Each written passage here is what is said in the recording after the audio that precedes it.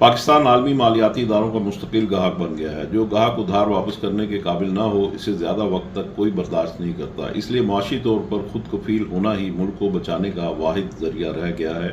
ताहम बहुत से अफराद अब भी इस सिलसिले में संजीदा नहीं, क्योंकि इनके सियासी मुफादात इन्हें इसकी इजाज़त नहीं देते। मुल्क कई साल से ICU में है और अब इसका इलाज करने की कोशिश करने वाले गैर मुल्की डॉक्टर भी मायूस हो रहे हैं। पाकिस्तान को इस वक्त महंगाई, बढ़ती हुई गुर्बत, माली खसारे, सनती और ज़रूरी पैदावार, बरामदात और तरसीलात में कमी और अदायगियों के संगीन मसाइल दरपेश हैं। माली साल 2023 में कर्जा GDP के 74.3% तक पहुंच गया है और इसमें बहुत तेज़ी से इजाफा जारी है। कर्जे और सूद की अदायगी इतना बड़ा मसला बन चुका है कि हुकूमत चाहने के बावजूद भी अवाम को रिलीफ नहीं दे पाती और ना ही मईशत को तरक्की दे पाती है ताकि अवाम को रोज़गार मिल सके।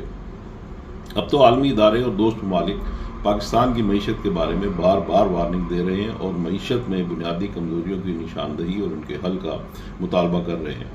जितनी मिकदार में भी कर्जे लिए जाएं, इनसे कभी भी अंदरूनी मुआशी हालात को दुरुस्त नहीं किया जा सकता, बल्कि इसके लिए अंदरूनी इस्लाहात करनी होंगी जिन्हें कई दहाइयों से नज़रअंदाज किया गया है। ताहम अब सूरत हाल तेज़ी से बेहतर करने की कोशिश की जा रही है, जो खुशाइंद है, मगर ठोस और देर पा इक़दाम अभी भी करने की ज़रूरत है।